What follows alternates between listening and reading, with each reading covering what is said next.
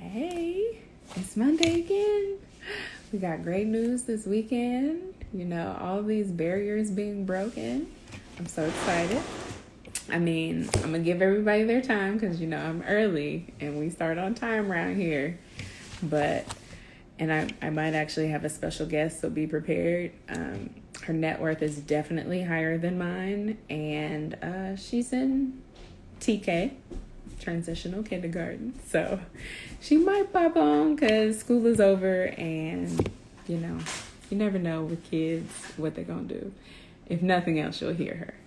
But welcome to Money Monday. You better not come over here with them chips. Go back. See, look at me having a mom. She wanted to take a bite of the chip and then come right to the camera, y'all. Welcome to Money Monday. I'm Jayla Eden. I'm your wealth best friend. This is your time to ask any question that you have and try and improve your financial situation, your financial education, and everything in between. I am a certified trust and financial advisor, fiduciary advisor, and also an estate planning attorney in California. I want to keep you updated about what I have going on. Hello. Oh, look at y'all coming on in. I want to let you know to check out the Food Heaven podcast. I'm a special guest. I want to say thank you so much to Jess and Wendy for having me on. It was a great time, and I actually think it's going to be a 2-part episode. We talked about so much, all things estate planning, and it was wonderful. Also, On My Own Financial is officially pitching in the Rosie Network graduation for a Service to CEO program, and we're raising $500,000 for our financial education / financial planning app.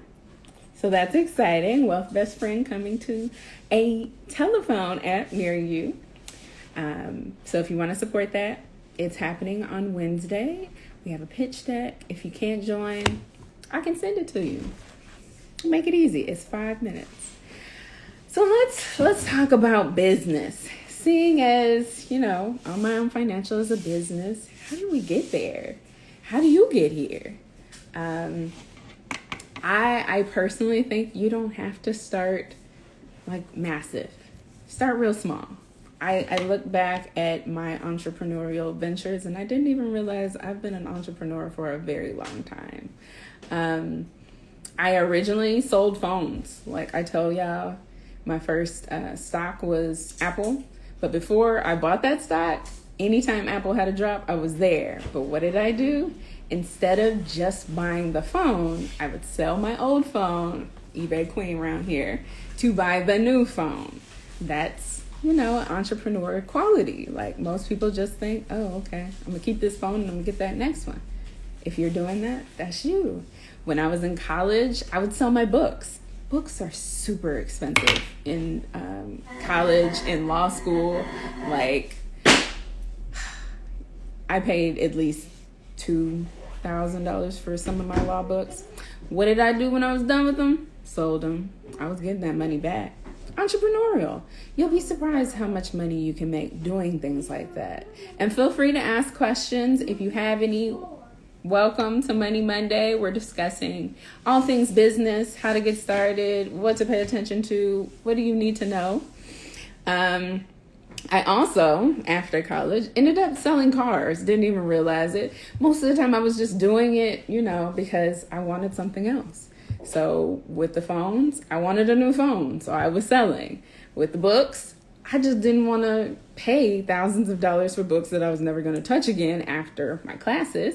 So that's how I got into cars. For a while there before I got to that real financial life, I would buy cars and I don't know. I just got to the point where I wanted another one, or there was an upgrade, or we were PCSing, which we were military, so that means your permanent change of station, and didn't want to take the car because we lived in Hawaii, so shipping cars is really expensive. But we would buy cars, Eventually got to the point where we were buying used. So anytime I sold the car, I was able to make money.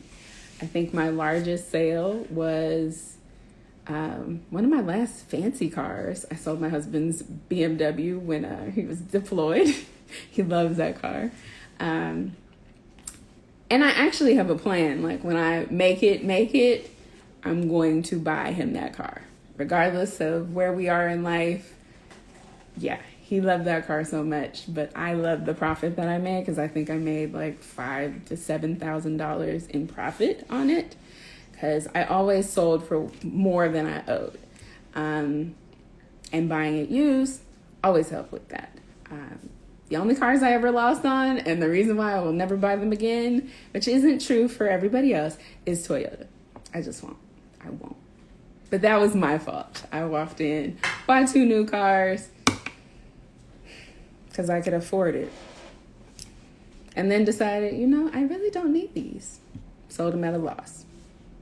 Live and learn. Now, y'all know I got my duct tape on the side, paid off car, and I'm not ever going to change. But those are 3 ways that I just sold my stuff and made money.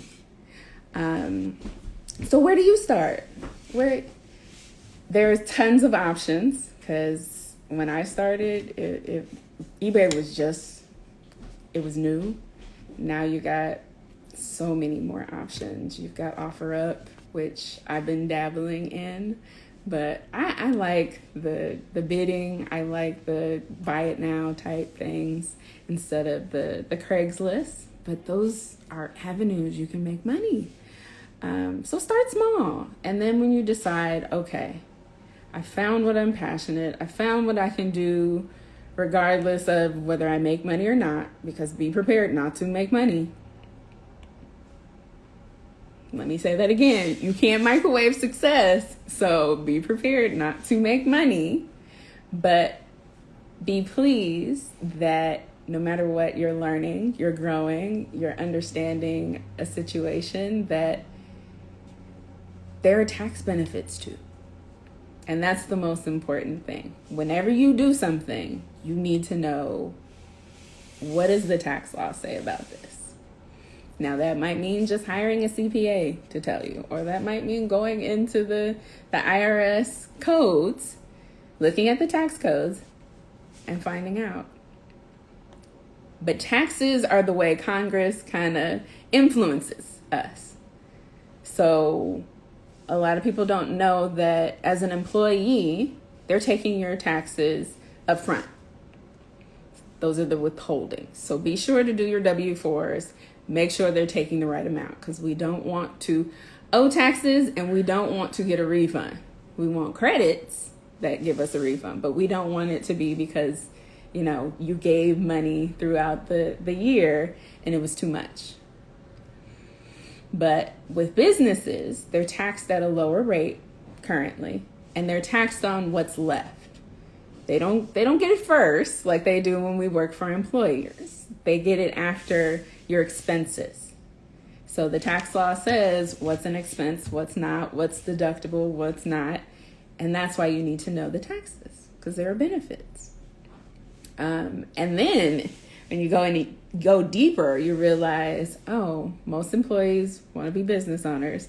And then the business owners realize tax-wise, I don't need to be a business owner. I need to be an investor because they get taxed even less. So, and the money you make from investing, most of the time it's passive. So you have to do less work. It's hard work being a business owner. It is so much work. I've been a solopreneur for about 1.5 years. I do advise keeping your job because there are roller coasters in life. And you never know how your business is going to do.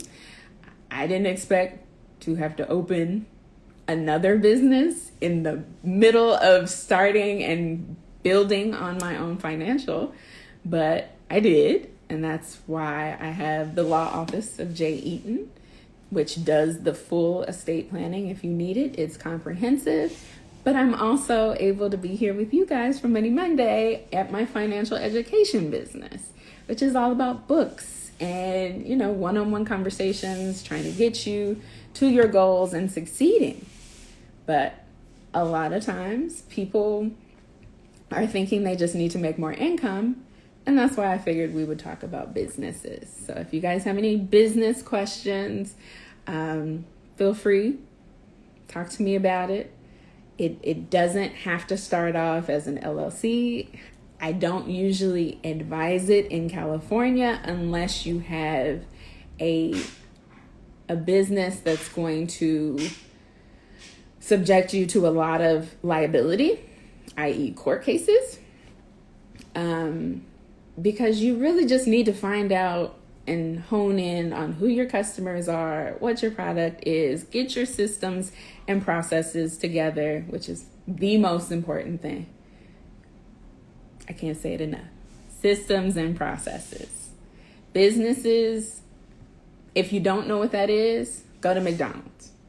When you order at McDonald's, they have a system for if you order fries, that order goes to the fry cook and they're dropping those fries. If you order a burger, it's going to the person that's making the burgers. It all collects into one place. They know the bag doesn't change, and it gets to you. That's a system. And a lot of times our businesses aren't prepared with those systems. Like I started on my own financial. I was like, okay, I'm on Instagram. This is it. I'm going to give them education. Now what? J-Lo? Where's your system? Oh, okay. I need a website. So who's going to design said website? Well, I guess me, because that's what my first degree is in. Okay. What does your website do? Oh, we can book appointments. Okay. So when they book appointments with you, how do they get to your calendar? Okay. So we need that system that links into your Google calendar so that they know, okay, what days are they able to schedule? What are we talking about? Oh, are we meeting virtually? Are we meeting in person? What are we talking about? Do they need to provide any information? What do you want to know about them? Do you have a standard email to thank them for booking, to thank them for, being interested in your services? All of the things that help your client experience. That's a system. That's a process. That's the stuff that you have to. It's not about the money. Like when you're setting up your business, I also recommend you set it up before you need it. So if you hate your job or you feel like you're about to hate your job, start setting up that business, but don't rely on it. And you've got to be willing to put in the work. You've got to be willing to read the books and learn as much as you can and absorb all the knowledge and try things and fail, because it's going to take a while to perfect this process. It's going to take a while to figure out, what am I doing? Help. Please help. But you don't have to be that super official business owner. Like, I've got my LLC, I'm CEO. Like, it took me over a year to commit to, okay, I'm going to be an LLC. Because in California, it's $800 in taxes, whether I make money or not.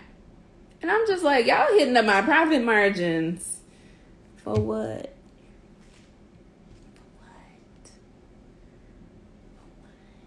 Every year on schedule. And it's actually the thing that a lot of business owners get, trapped in.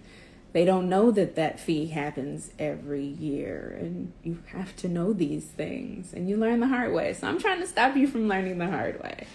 Do an MVP, minimum viable product, see how it goes, and look for consistency. Just because you have a 10K month, how you gonna recreate that? That's more impressive. We want you to be able to consistently bring in revenue. So don't let that one wonderful month be like, okay, I can quit. I'm good. And your business needs an emergency fund. I don't care what your business is, if it's real estate, if it's being a product provider, if it's being offering services, if it's ebooks, You need to have an emergency fund. If my website goes down, if my orders aren't shipped on time and I got to do refunds, if my tenants don't pay rent, you need to be able to pay those expenses. The same way you need to be able to pay your expenses for 6 months. So that's another reason I say start as early as you can. If you have this thought, I might want to do this in the future, start. Don't wait. It doesn't have to be full time. If you read about the tax code, it'll also say if you do something more than 3 hours a week, read about it. But start it. I wish I had started on my own financial in 2016 when I was sitting at the bank thinking, how do I get the knowledge that I am acquiring to people that look like me, to people who want to learn it, to people who need to know it. I wish I had just sat there and said, I could start an Instagram. That's free. And just kind of build and see what my potential customers need. What are they going through? I could do market research. And then I'd be much further along right now instead of starting my business and trying to figure it all out at once. Or I could set up my partnerships and my strategic partnerships and be working with banks or employers to help people learn about their 401ks and what it all means to invest. So, look, we got another law firm. I should have Miss Burnley Law on because she actually started a business. You know what? Let's see if we can get her. Will she come talk about her business? Because she's amazing and she's also, I can't get her. It says unable to join, but Burnley Law is actually a law firm. They do trademarks, which is another thing that we need to know about, and we need to know all of the details, all of the real stuff behind it. It's hard. It's hard, being an attorney. This is one of the professions where everybody feels like, oh, I don't need one of those. I can do this myself. I can Google it. So I don't see anybody saying I could be a surgeon just because you can Google how to do a procedure. One of the things that it doesn't do to Google is it doesn't give you, oh, this might happen, this might happen, this might mean this. What are you going to do with this? Like, estate planning seems so cut and dry. You're figuring out, okay, where does my money go? Who is it going to go to? But you don't know what an executor is. You don't know what a trustee is. You don't know what a beneficiary is. You don't know what a grantor is. It's a whole nother language that you need to know. Using may and shall, those words legally have very, very, very impactful, different definitions. And if you're not an attorney and don't have an attorney kind of guiding you through that, you're not going to know. Oh, good. Miss Summer's gonna join us. Tell these people about business. Let them know about systems and processes. Hi. Hello. Thank you for impromptu joining me. Monday. Today is Monday, right? Happy Monday. It is Money Monday. We are talking about business, all types of businesses, just starting. They're actually in practice in business right now. They may want to sell business. What's been the most important business concept for you that you've learned? Because you're a newer business owner, right? Ooh, the newest, the best business concept.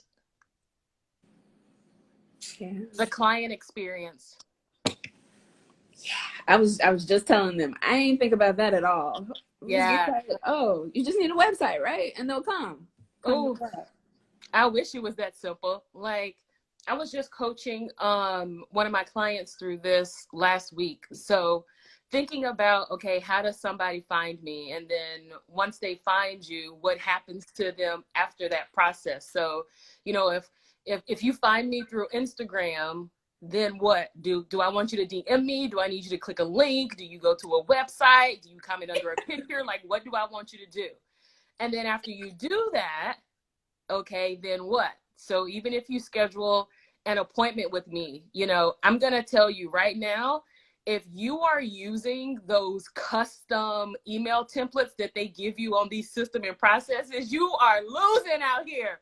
Okay. Like, you need to be editing these and customizing them for your business. So how often do you want to follow up with people? What does that follow-up process look like? What systems can you implement to make sure that this could be automated for you so that you don't have to do it yourself? What does that, you know, onboarding process look like? What does the offboarding process look like? You know, what does your service process look like? All of the things, all of the things most important. Like, no, all when I tell you, I am so in love. Summer is a thought leader in systems and processes. Aww. I can't shout it enough. Like, I'm waiting for her to just, you know, overhaul everything that I touch, because I'm not the visionary when it comes to systems and processes. She is a true technician, and I appreciate her because I am that one that spent like at least 2 hours sending emails, customizing, never even thinking, why don't you just have a template? Like, I didn't even get to that. I didn't even get to let me take somebody else's template and let's just retype the same thing 59 times.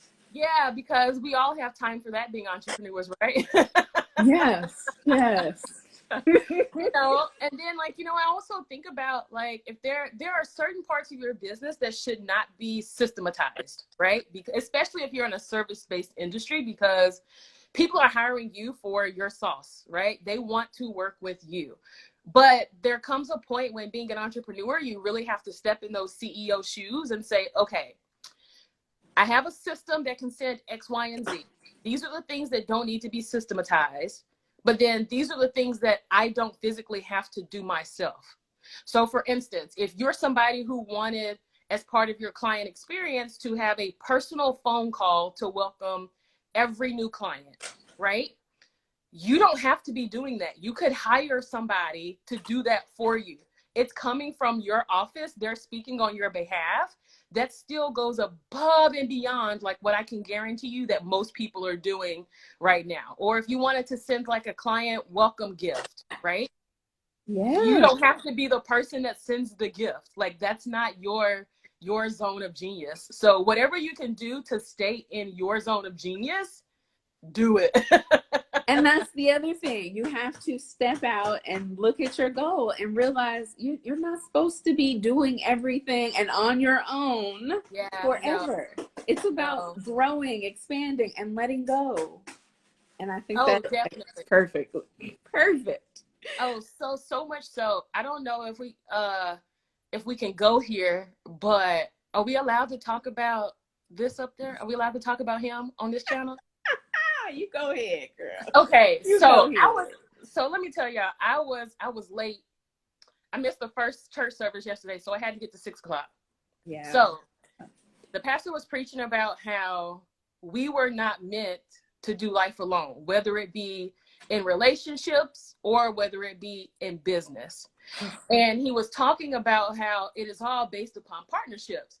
And then he made a very good comment and made me think about something I did not even go like this deep in my own studies, and saying, you know, like, for all you Christians out there who are like, but I got God, it's me and him. Remember that God was with Adam when he made Eve and still told Adam that he was alone before them.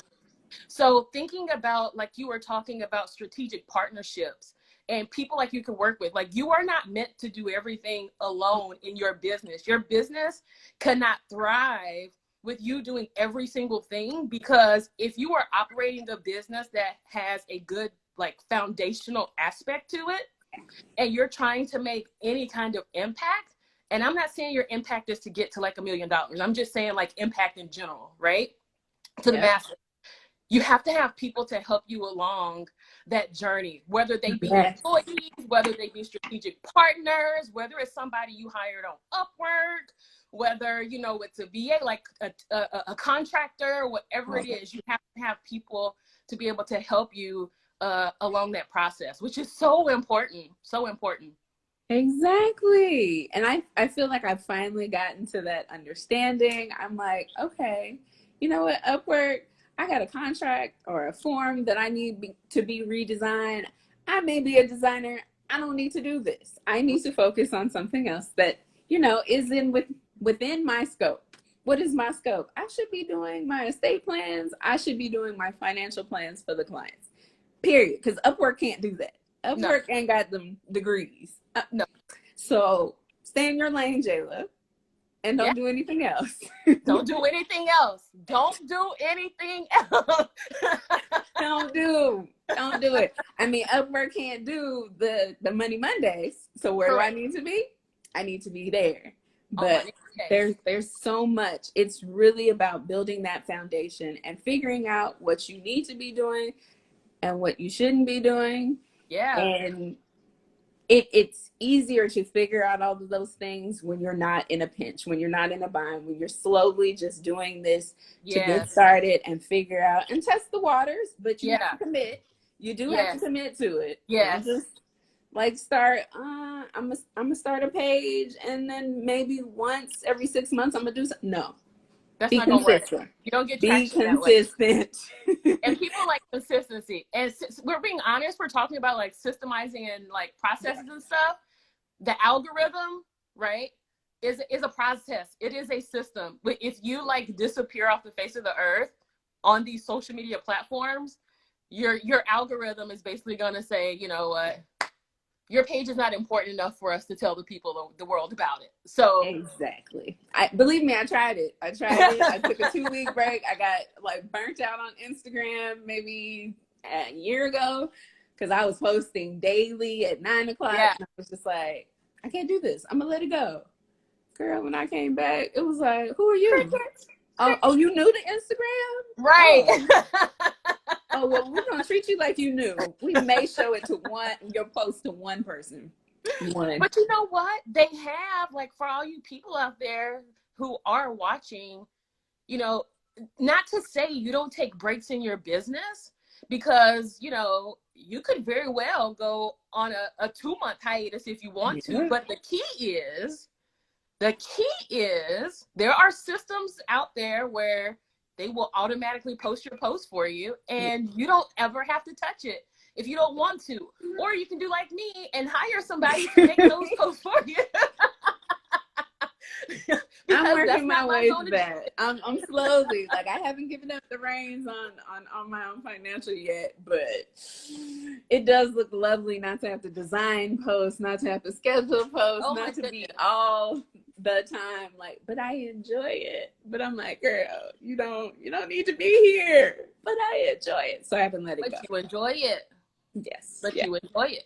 And you know, it's a thin line. Like, I always think you should let go or seek help of the first thing, like, one that you're not needed for, but that you don't enjoy, because that's usually the thing that stays on the to-do list, but you actually like never do it because you will find some way to talk yourself out of it. And that's not good for anybody. So yeah, I've been guilty of that.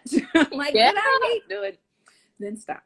Just stop. Definitely. This is your business. And that's the nice part about business. Your business. Yours. You control it. And that's also something that can be overwhelming for a lot of people that are in corporate America or still employed by others. It's like you're used to going to somebody else for, so can we do this? Should we do this? Is this an option?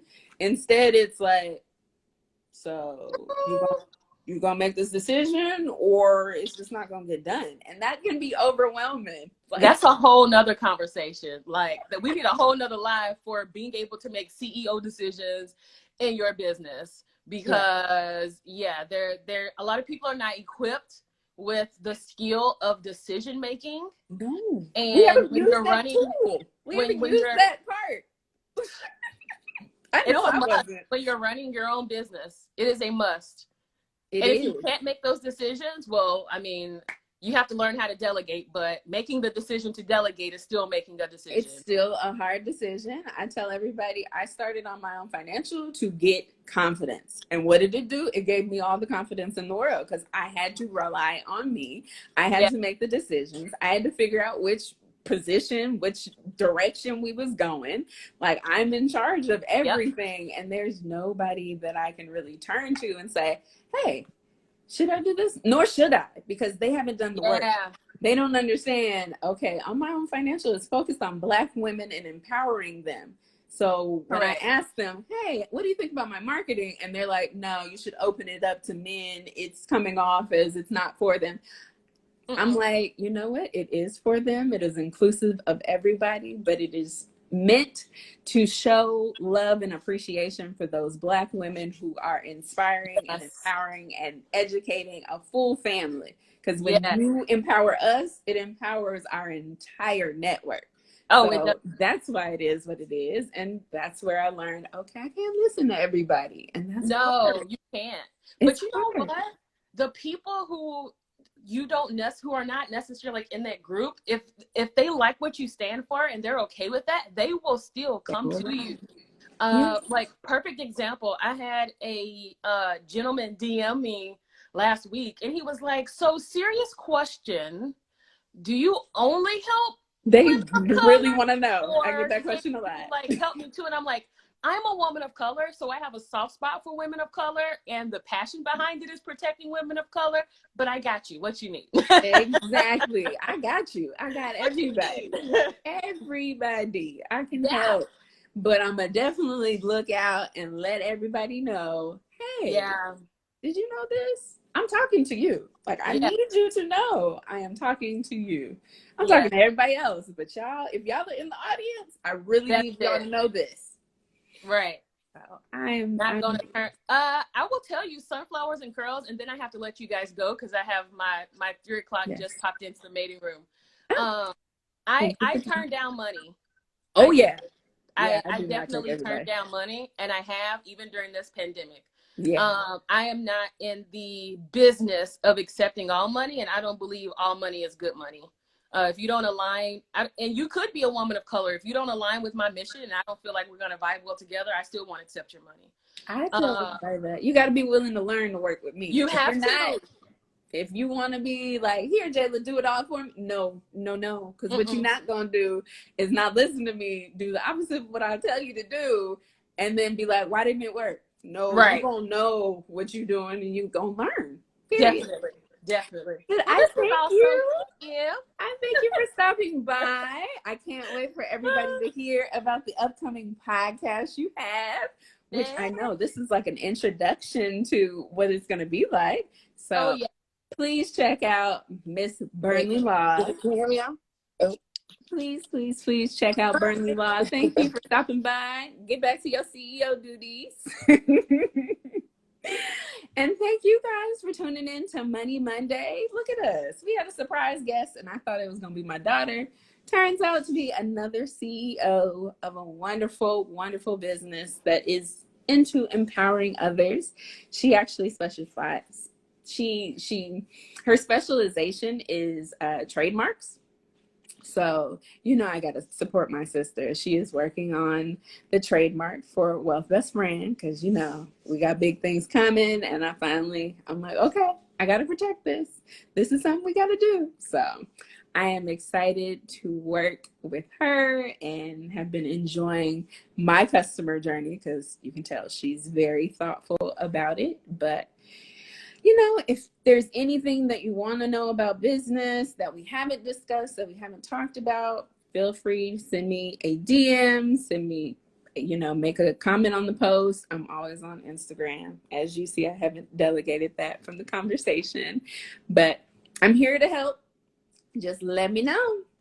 I thank you guys for showing up, and I hope you enjoyed it. See y'all later. Happy Money Monday.